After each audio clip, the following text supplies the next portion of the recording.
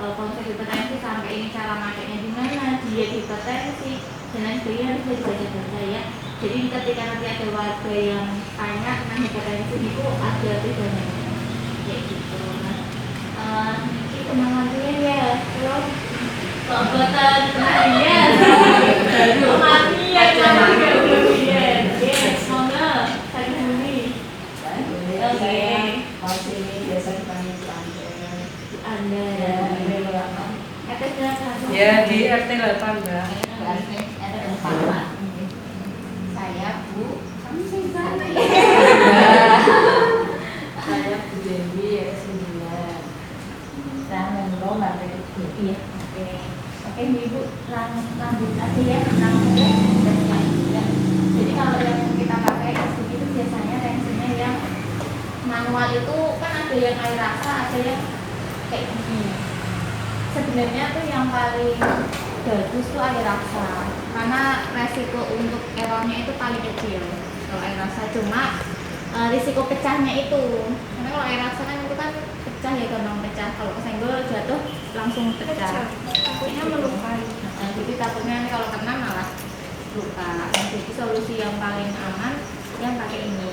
Kalau ini sebenarnya gampang cara pakainya. Jadi kalau yang pakai ini berarti kita butuh alat stetoskopnya juga buat apa? Dengerin detaknya. Okay. Jadi kalau dari puskesmas belum pernah nih dapat pelatihannya ini belum pernah ya Mbak ya? Oke. Saya langsung coba nggih ke Mbak Indah aja pakai Bu AC wes. Ya.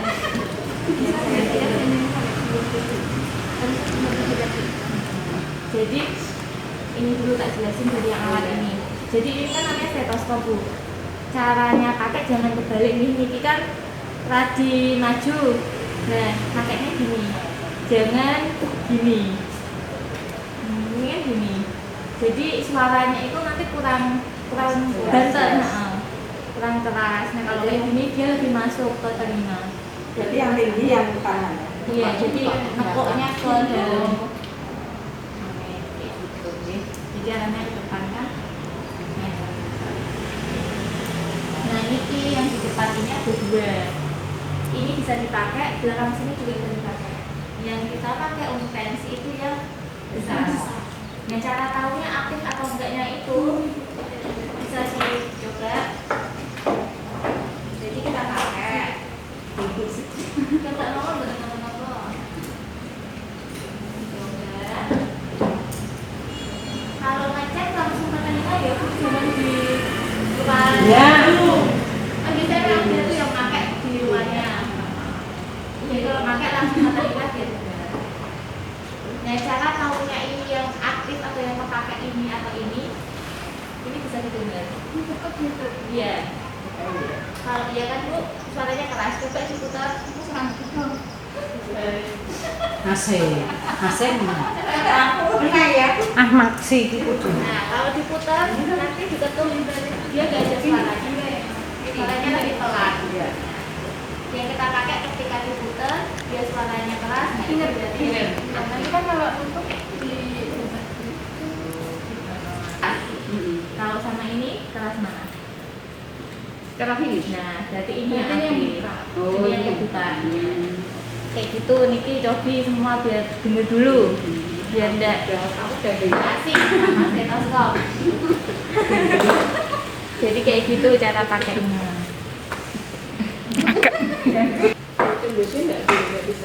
Enggak itu loh. Kalau enggak nanti suaranya kurang. Oh, berarti kurang jelas. Kurang jelas. Karena kan ketutup kainnya. Apalagi kalau yang pakai daleman lagi. Pakai dia tambah enggak denger. Tapi kena.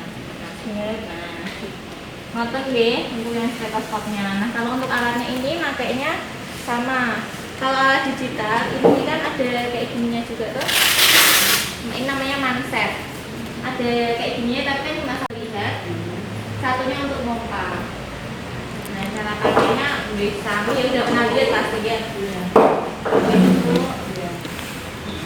Yang ini dipasin di tengah sini.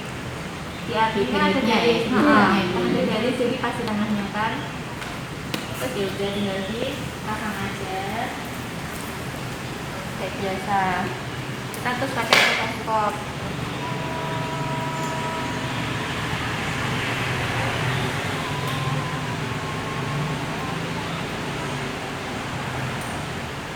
Nah, stetoskopnya ini dicek dulu ya, terus ditaruhnya di tengah-tengah sini, jadi biar suaranya dengar.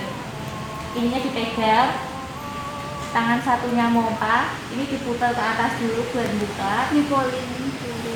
pol sampai kayak bisa, baru dipompa. Nah, mompanya sampai berapa itu biasanya kita lihat di sini. Kalau biasanya 200 atau sampai 220 aja.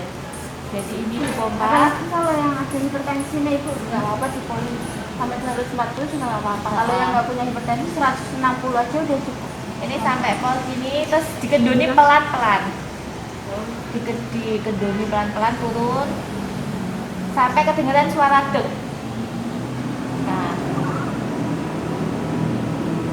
oke, sudah dipolin. Jadi ketika ibu melepasin ininya pelan-pelan, itu nanti ini kan bakal turun.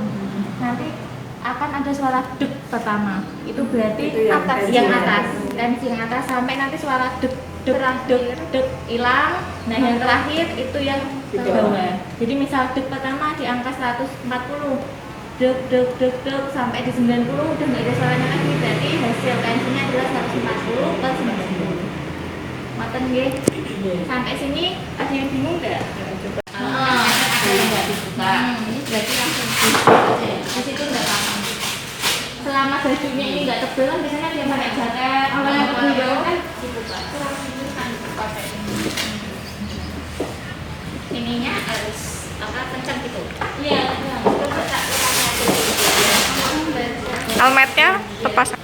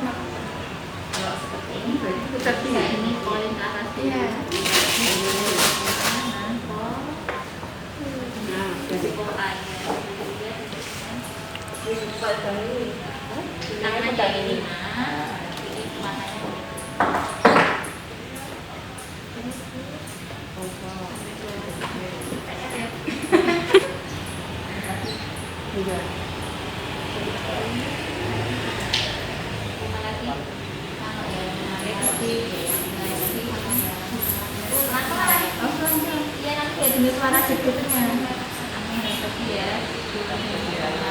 Halaman 11 itu ada IMT.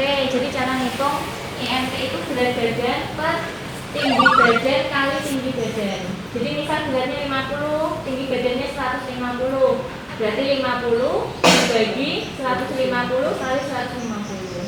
Nanti nah, tinggi badannya kan biasanya kalau ngukurnya pakai sentimeter kan, nah itu diganti ke meter. Jadi kalau 150 cm 1,5 ya, jadi 50 per 1,5 kali 1,5. Nah, nanti hasilnya berapa? Ada klasifikasinya di bawah yang di tabel itu. Kalau dia berat badannya kurang, itu berarti hasil akhirnya kurang jadi 18,5.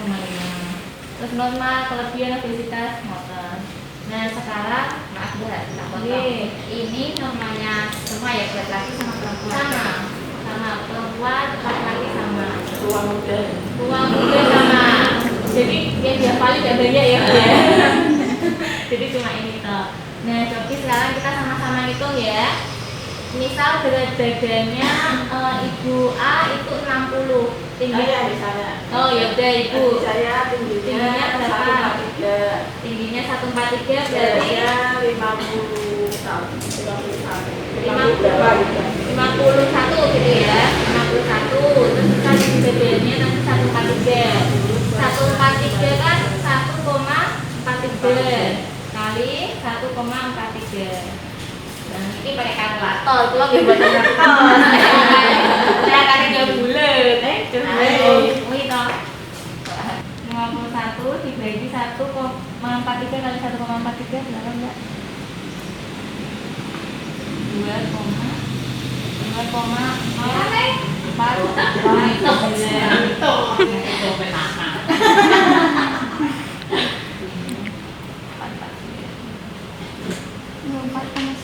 Hasilnya 24,94. Nah, 24,94 itu dari yang mana? Itu berapa Iya, kali? berapa? Dipakai dua koma aja. Berarti apa kategorinya? Berarti kelebihan berat badan, tapi belum obesitas. Jadi masih gemuk aja gitu. Belum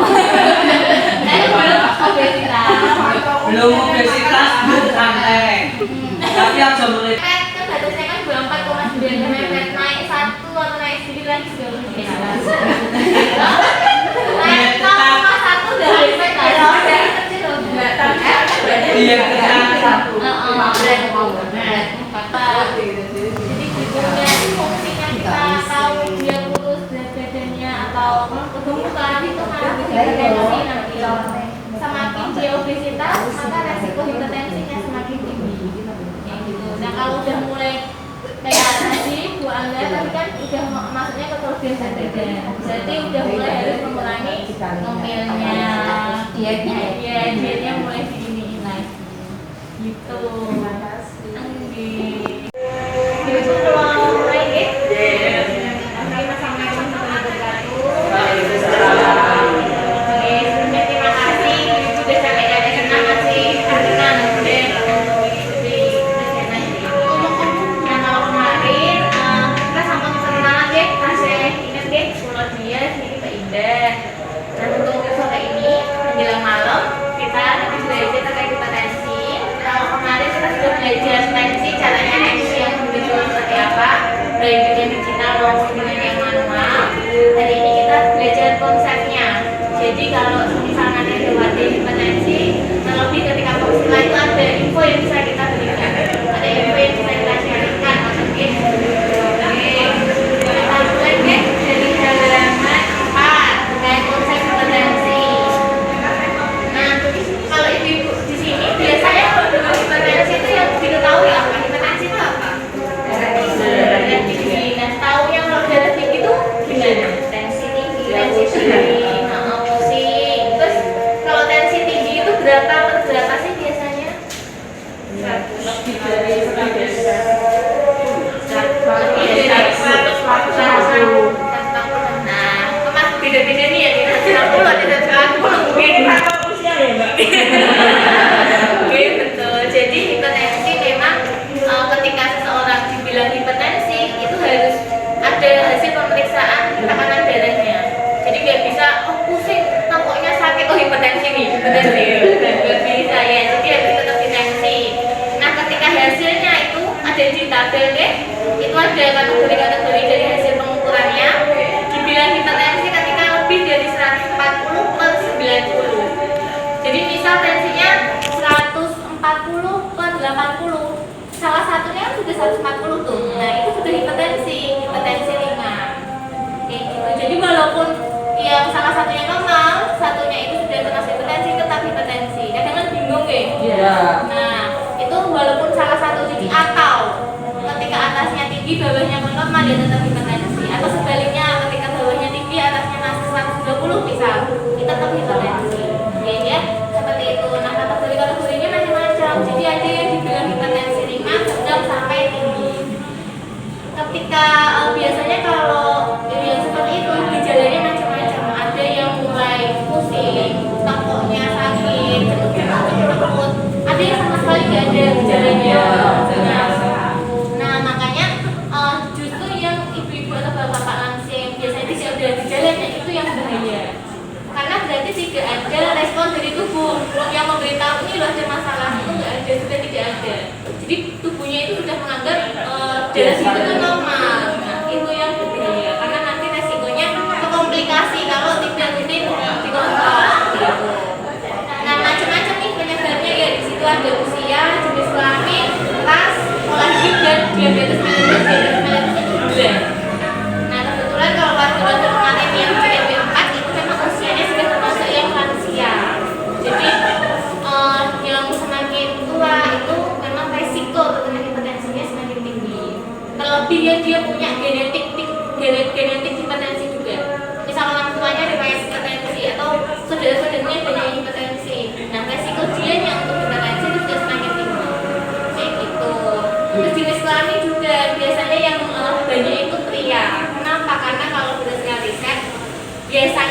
ya, ini jadi penelitian itu biasanya kalau cowok-cowok pria-pria itu kalau stres tidak tersalurkan.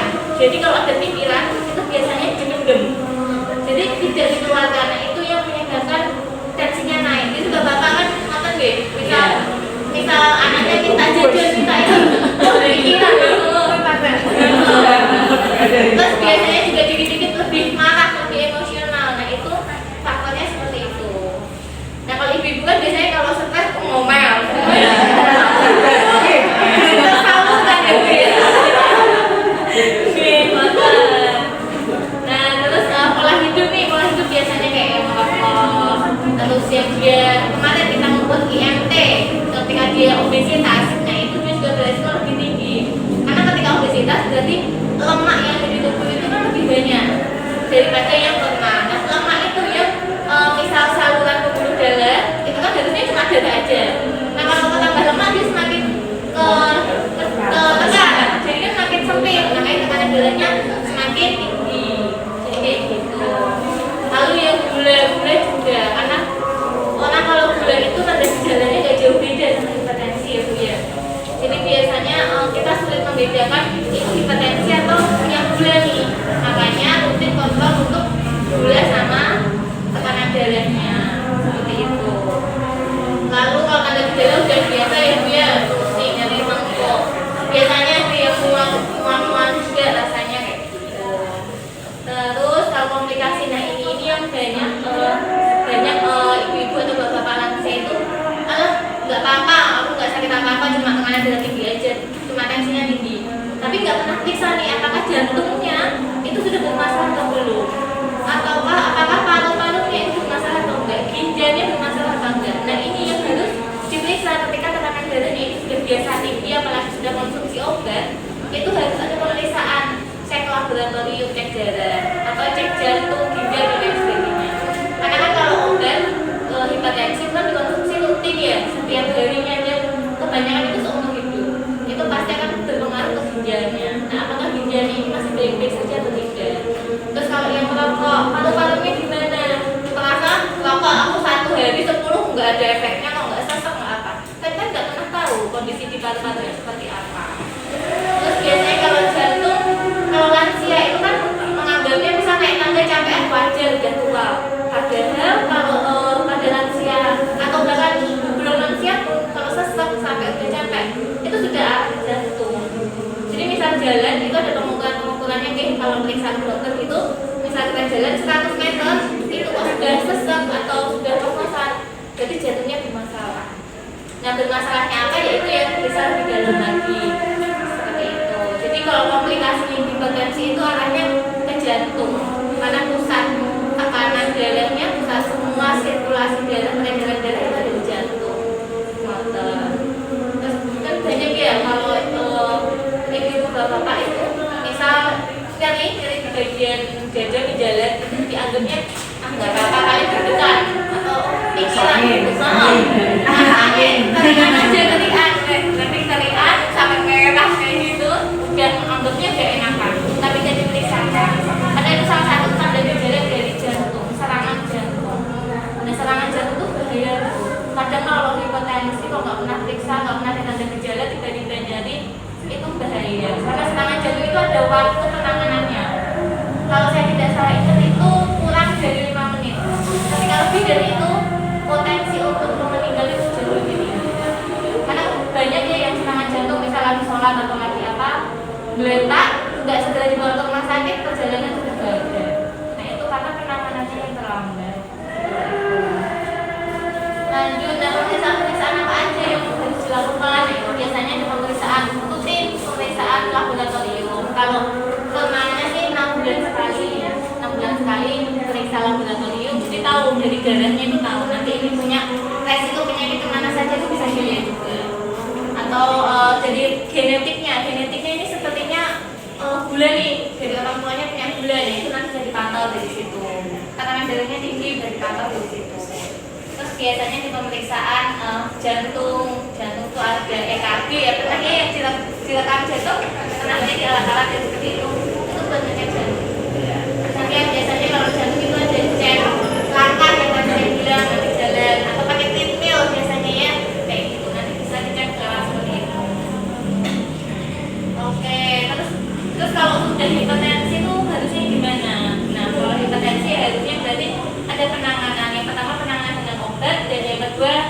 bukan obat atau selain obat seperti itu. Jadi nggak cuma minum obat aja, tapi ada hal lain yang harus juga dilakukan. Nah kalau obat biasanya nanti kita ikut prosedurnya dari dokter, karena setiap dokter itu ranah untuk menentukan obat diminum kapan, berapa kali dan lain sebagainya adalah ranahnya dokter. Jadi kalau kayak kita misalnya ada warga yang tanya kontrol mawon ke dokter, nanti minta penjelasan lebih lanjut terkait obat dari dokter. Karena kita nggak punya wewenang nggak tahu juga obatnya itu obat apa, kayak itu kan kita nggak tahu. Atau dia punya penyakit penyerta yang lainnya. Karena ketika dia hipertensi, tekanan darahnya tinggi, dia punya gula atau dia punya penyakit penyerta yang lain, obatnya beda. Jadi nggak bisa disamakan dari yang lain. Efeknya juga beda-beda seperti itu. Nah kalau yang selain obat itu kita bisa dari diet. Jadi makannya biasanya kan kalau nanti kalau makan lebih detailnya bakal dibantu sama Mbak Indah yang menjelaskan makanya ada menu-menu yang direkomendasikan untuk pasien-pasien yang hipertensi. Terus biasanya kita juga mengontrol stres. Saya bilang ya stres itu nggak pernah dirasain nggak biasa aja. Tapi kalau dengar tetangga ada info ini, dengar ini, kayak nggak sadar tiba-tiba tuh stres aja gitu rasanya. Apalagi tambah anak rewel atau jauh dari anak gitu biasanya kangen, ini lagi COVID, nggak bisa ketemu gitu-gitu. Itu kan stres. Nah itu ada cara-cara gimana sih biar kita mengontrol stresnya. Jadi tidak berlarut-larut. Karena kalau stresnya berlarut-larut kita anggapnya udah biasa aja, pikiran kayak di rumah biasa. Nanti lama-lama numpuk jadi bom waktu. Nah meledak udah jadi kemana-mana efeknya. Bisa stroke, itu stroke juga karena ada respirasi kayak gitu. Terus senang kita lakuin bareng-bareng itu aktivitas fisik maksudnya. Jadi nggak cuma senang sih sebenarnya, banyak hal yang bisa dilakukan kayak jalan pagi atau jogging, lari-lari pagi itu juga cukup. Yang penting ketika kita melakukan aktivitas fisik itu rutin. Jadi bukan kayak hari ini senang besok enggak besok lagi aja kalau ada. Enggak gitu, sama aja tidak ada efeknya. Jadi kalau aktivitas fisik itu yang penting rutin, walaupun misal sehari cuma 5 menit enggak apa-apa, tapi rutin. Lebih baik seperti itu daripada sehari langsung 30 menit besoknya enggak. Itu enggak baik, malahan ke jantungnya enggak bagus. Kayak gitu. Kalau untuk penanganannya. Terus kita lanjut nih obat ya. Untuk obat sendiri di halaman 22. Jadi kalau obat ini khususnya untuk ibu-ibu atau bapak-bapak yang lansia, biasanya kalau periksa itu diperiksa dokter dapat obat. Tapi ya udah dibawa pulang. Tapi nggak dicek dulu obatnya itu apa, obatnya benar atau enggak kayak gitu. Nah biasanya dianjurkan ketika lansia-lansia, khususnya yang pendengarannya mungkin sudah berkurang, penglihatannya juga sudah mulai berkurang, didampingi ketika melakukan pemeriksaan rutin. Karena ketika dia hipertensi itu wajib kontrol rutin paling tidak 1 bulan 1 kali. Itu kontrol dari dokter. Tapi kalau untuk tekanan darah 1 minggu 1 kali. Kayak gitu. Jadi tekanan darah itu 1 minggu 1 kali dicek, dipantau. Karena tekanan darah itu kan naik turun. Jadi untuk memantau itu 1 minggu 1 kali. Tapi kalau ke dokternya sebulan sekali buat apa? Karena biasanya kalau dapat obat itu kan macam-macam ya. Ada dokter yang masukannya ini 1 minggu, ada yang langsung 1 bulan. Nah kalau obat ketika dapat obat hipertensi harus dicek obatnya apa, berbeda nggak dari yang sebelumnya. Karena kadang dokter itu kalau merubah obat nggak sanjang gitu. Tiba-tiba kemarin obatnya ini, hari ini loh kok beda. Atau misal sama tapi warnanya beda. Karena beda merek biasanya, beda pabrik. Nah itu harus dicek ini benar atau tidak obatnya.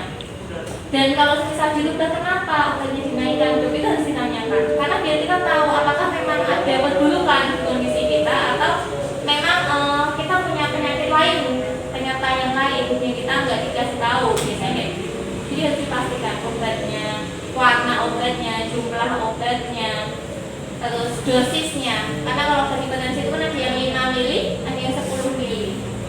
Kayak gitu. Terus misal kok ada misal kalau lansia itu udah nggak pusing, udah nggak merasa, boleh nggak kalau berhenti minum? Nah itu dibilangkan ke dokternya, boleh nggak semisal obatnya ini nggak diminum lagi, atau misal diskusikan, misal dosisnya aja dikurangi gimana?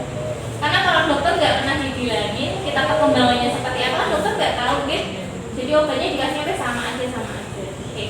Jadi biar kalau lansia itu khawatirnya nanti ginjalnya gimana mbak kalau minum obat terus. Nah salah satu solusinya itu, jadi setiap datang ke dokter 1 bulan sekali disampaikan. Ini sudah saya minum segini lamanya, rutin atau sering lupa atau gimana disampaikan. Ini perkembangannya kondisinya seperti ini. Apakah obatnya masih sama atau bisa dikurangi atau bagaimana? Oke, itu kalau untuk obat sih yang penting minumnya, terutama kalau obat hipertensi itu dianjurkan malam hari. Tapi kalau malam hari resikonya adalah sering buang air kecil, karena obat hipertensi itu menyebabkan kita buang air kecil kayak gitu. Jadi sering bangun-bangun kalau malam. Nah banyak juga dokter yang mengajarkan kalau memang terganggu daripada tidur apalagi lansia kan tidurnya sulit memang daripada tidurnya terganggu mendingan diminum pagi tidak apa-apa. Yang penting rutin. Dan yang penting jangan hari ini malam besok pagi, jangan gitu. Kalau pagi-pagi terus malam-malam terus. Ngotot untuk intervensi dan obat. Sampai sini ada yang mau ditanyakan, Ibu? Mbak ada info. Gimana? Lansia kan kadang sering minum obat. Tapi ada info juga kalau seringan minum obat kan karena ginjal. Apakah dengan ada masukan tuh diminum air kelapa 3 bulan sekali? Apakah itu benar atau gimana? Supaya mengurangi kadar obat yang ada di ginjal itu.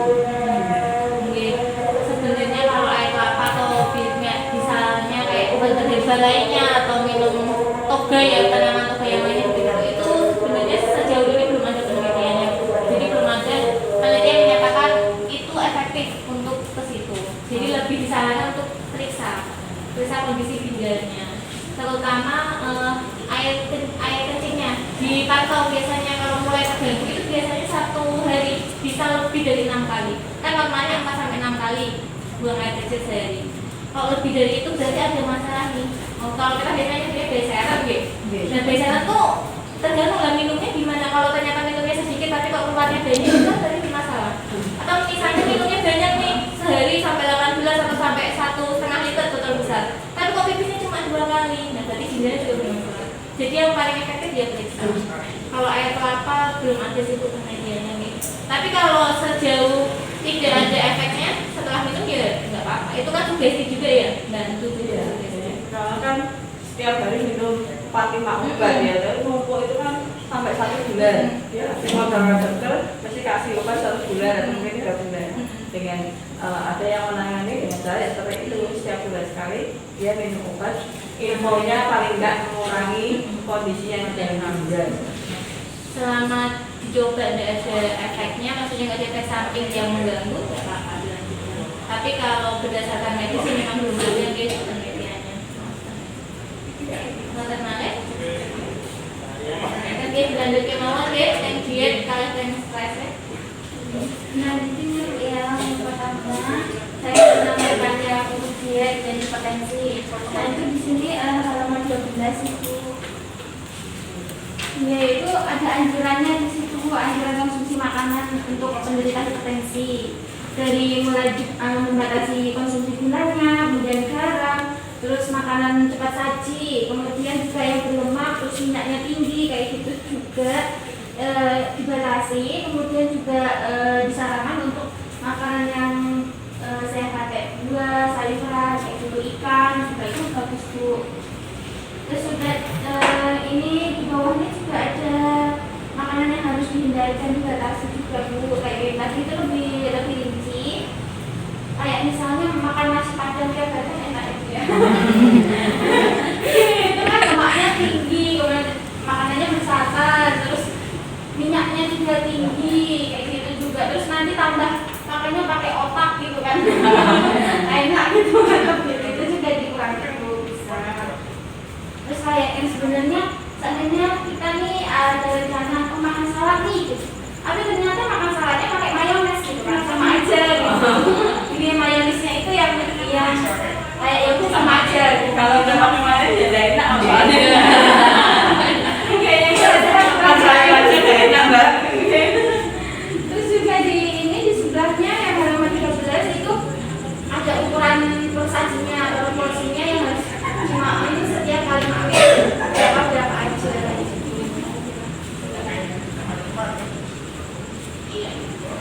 Terus kemudian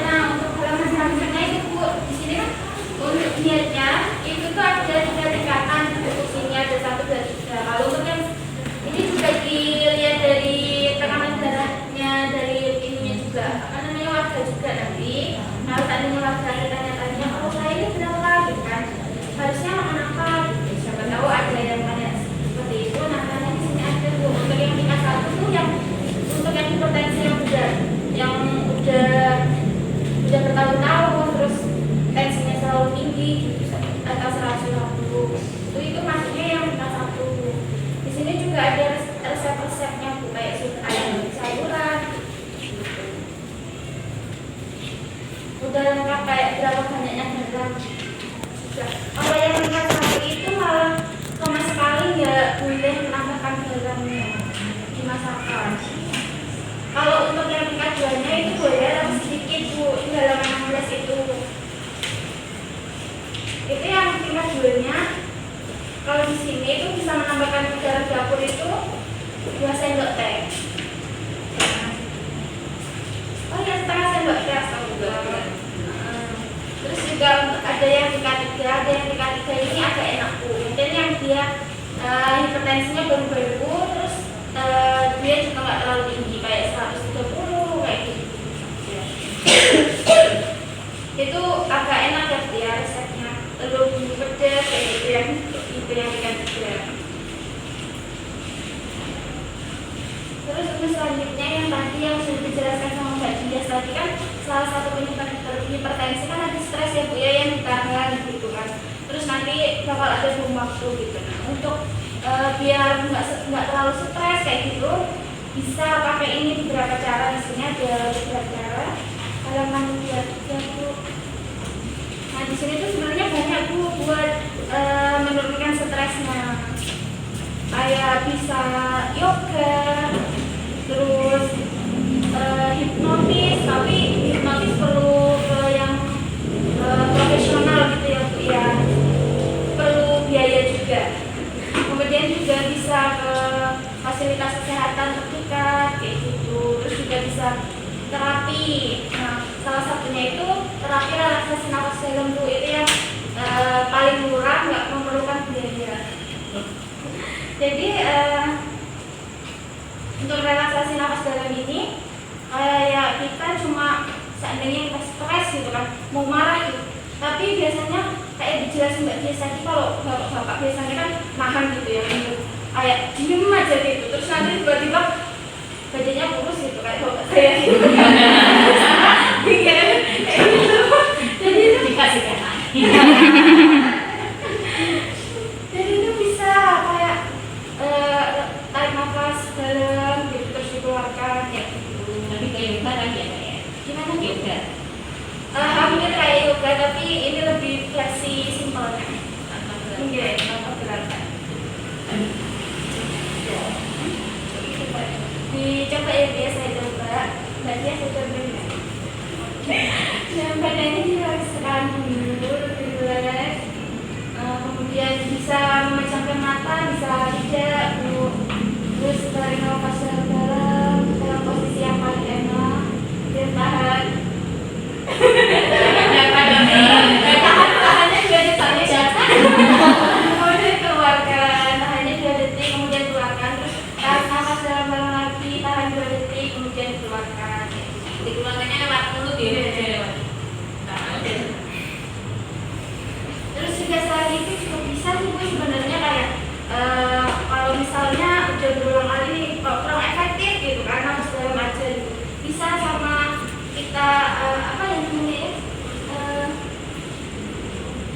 Apa namanya? Bu ini. Oh. Kayak kita meyakinkan ibu diri kita kayak oh ya nggak apa-apa, sugesti diri kita. Oh ya saya nggak apa-apa nih. Seandainya ada orang yang jelek banget bisa kita kayak udah saya ikhlas, gitu.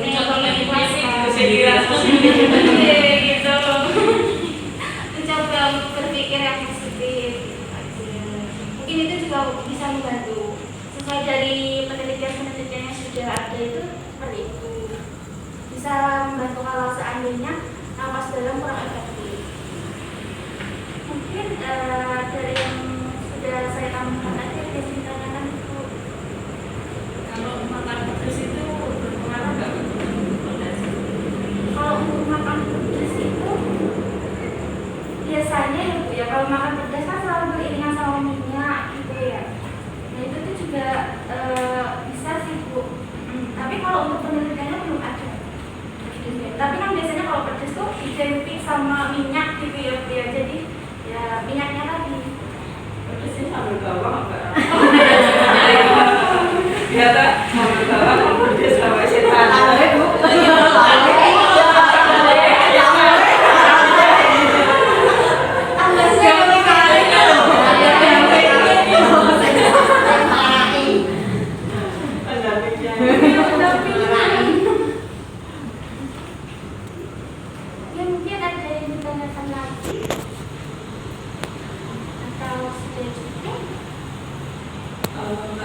di luar itu.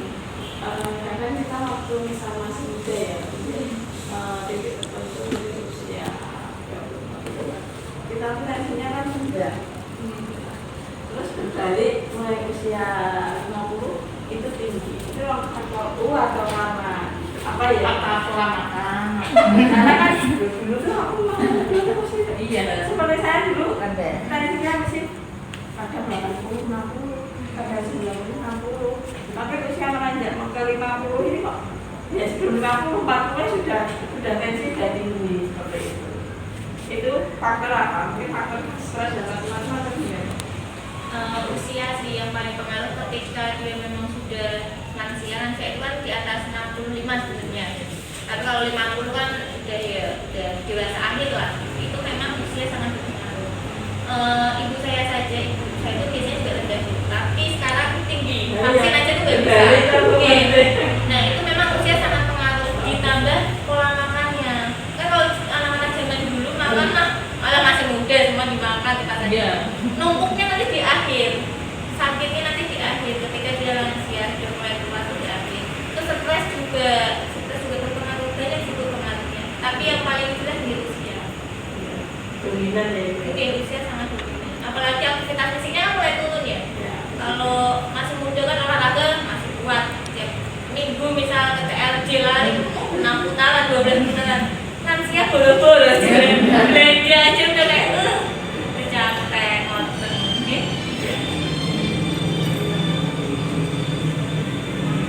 Terus kalau udah mulai bertensi, kalau di makanan udah mulai jam pakai penyedap deh, masako gitu. Lalu penyedap itu buatan disarankan. Ya kadang mesti pakai, nggak cuma dengan nasi. Kadang pakai, kadang nggak pakai. Cuma kan mungkin satu bungkus untuk 2-3 atau makan masakan. Oke. Begitu nanti pelan-pelan. Kalau dikurangi langsung nggak pakai juga bisa ya. Iya. Jadi harus pelan-pelan ya. Tapi masak tertentu nggak pakai sama kaki bisa. Tergantung masaknya masak apa, memang bilang begitu. Kalaupun ada itu mbak, kalau itu masak roti kaldu ayam kaldu apa dari dewani. Kalau pakainya kaldu jamur itu Tergantung. Sebenarnya kalau masalah penyedap rasa itu dilihat lagi ada pengawetnya kan enggak? Karena yang bermasalah itu kan MSG-nya sebenarnya, pengawetnya. Kalau misal kita bikin kaldu sendiri sama masako sebenarnya sama-sama kaldu, tapi yang bermasalah adalah si pengawetnya ini. Jadi kalau kaldu jamur dia sama. Dia ada pengawetnya. Oke. Kalau masako sama licin itu sama pengandungnya banyak anak atau Kandungnya. Sama sih. Sama. Tergantung pakainya juga ya. Nanti kandungannya lebih banyak yang micin, ternyata kita pakai yang lupa itu itu masih sedikit gitu kan, sama aja gitu. Tergantung pakai dari sini. Sebenarnya di semua bahan makanan itu ada sih kayak misalnya kecap kayak gitu tuh kadang ada yang pakai MSG gitu kan. Garam tuh kelihatannya Iya. Terus sekarang misalnya bikin tempe goreng itu nggak usah pakai terus itu aja dikasih udah beda rasanya. Kalau zaman dulu masih bener-bener dalam medium ya, dia dari pantai langsung dari itu. Kalau sekarang masih dicampur-campur. Zaman sekarang deh susah ya dia cari makanan yang sehat, bener-bener sehat tuh kalau nggak bikin sendiri kayak nggak bisa. Itu memang bikin sendiri bahan dasarnya saja banyak yang ada, kena. iya. Bayang itu kan sudah ada pestisidanya juga.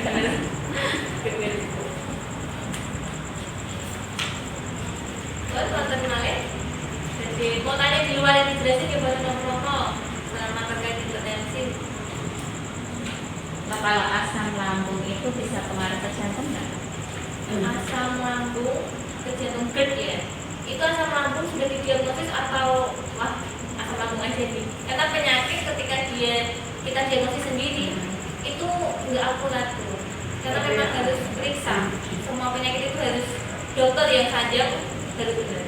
Cuma kalau asam lambung ke jantung, sepertinya nggak ada ya dia nggak kecuali memang dia punya jantung juga. Biasanya maksudnya sama. Kalau lambung itu kan ke pencernaan, jadi maksudnya ya nanti masalah di pencernaannya. Nah kalau asam 10 hari itu. Nah nanti kenapa dia sesek bukan masalah asam lambungnya mempengaruhi paru-parunya, tapi karena dia naik jadi neket. Iya. Jadi bukan langsung ya efeknya ya, bukan karena asam lambungnya bisa masuk ke paru-paru, boten, tapi karena menekannya itu ya. Lama-lama biarkan kok saya juga paling tidak apa-apa. Nah berlalu kok suatu ketika sampai titik tertentu sudah masuk sulit banget. Ternyata asam lambungnya naik. Nah salahnya kalau misalnya tidur ya cuma tidur kita tidur aja malah lebih lama mengulang. Terus kalau asam lambung kadang sampai muntah juga nih. Nah kalau muntah kan harus dilihat yang muntah itu warnanya apa? Apakah muntah makanan atau jangan-jangan muntah cairan lambung? Nah yang bahaya adalah ketika cairan lambungnya itu keluar. Yang pahit itu kuning pahit terus ada panas, cairan lambung. Itu dari si cairan lambungnya. Karena kan kalau cairan lambung sampai keluar itu dia bisa mengiritasi saluran pencernaannya. Nah kalau sudah iritasi, muntah, nanti kayak bisa makan, jadi masalahnya kan kemana-mana ini. Karena kan harus ditekankan tapi. Kalau mas sama lambung Mas sama lambung, beda. Kalau asam lambung menyebabkan mah bisa, tapi mah dan asam lambung itu beda. Namanya kalau secara medisnya beda juga. Kalau lain kan bronkitis, kalau asam lambung beda. Tapi saling berarti lain bukan mah akut gitu ya, bakal asam lambung bukannya. Bukan, tapi biasanya asam lambung itu mah akut karena kan dia nggak mungkin asam di lambungnya nggak mungkin naik kalau mahnya nggak marah kan, karena mah itu. Jadi kalau asam lambung sudah pasti mah, kalau mah belum pasti asam lambung ya. Biasanya seperti itu. Mungkin benar ya. Meskipun jadi maghriban juga ya dia. Sudah jam segini. Meskipun kalau gitu terima kasih ya Bu ya, sudah berkenan ya sudah diskusi bareng. Saya sama Mbak Indah senang banget ibu-ibu banyak tanya, kita aktif bisa saling sharing ya Ibu ya. Kami juga dapat banyak ilmu dari ibu. Itu kalau ada kurang-kurangnya, salah-salahnya kami mohon maaf ya Bu ya. Kalau nanti kedepannya ada yang mau ditanyakan atau kita saling